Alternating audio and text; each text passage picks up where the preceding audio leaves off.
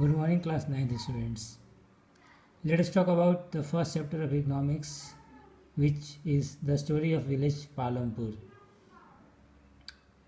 Palampur is an artificial village created for the sake of understanding. Let us talk about the setting of village Palampur in terms of facility available, infrastructural development, and its social composition. The village Palampur is like any village of India, is connected through road with a village Raiganj and a small town Sahpur. The road is metal road which can be used throughout the year, and we can see various means of transport like tanga, bullock carts, tractors, trucks, etc. Its society is same like the societies which we see in every village of India.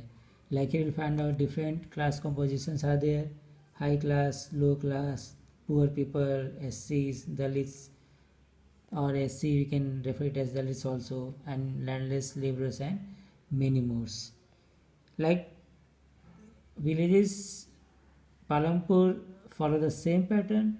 Maximum lands are under the control of a limited few rich peoples who are generally from high caste groups, and majority of the poor peoples who are Dalits are having limited lands under their possession, or majority of them are landless. They are working as landless laborers for the rich class, or if you can use a word like jamindars of the or sahukars, land uh, of the village Palampur. Talking about its infrastructure, so we are happy that the village has electricity. It has two primary schools, it has one high schools, it has one primary health service center, primary health center, and one private dispensaries. Now move on to the next segment, which is about factors of production, and it is very important from examination point of view. What are factors of production? Whatever is produced requires certain things for that purpose, and these things can be land, labor, physical capital, and human capital. So these four things are required for doing any types of production. Let us talk about land. Land is the first concern. Suppose you want to produce anything. Suppose you want to open a factory, you need a land. So you want to start any business, you need a land. So land is very important. But only limitation with land is that it is limited. It is God gift. We cannot create a land in sufficient number. In terms of village Palampur, land is a limited gift of God. Its area cannot be increased. So this is one of the major constraint with the land, that it cannot be increased as per our wishes. Second factor of production is labor.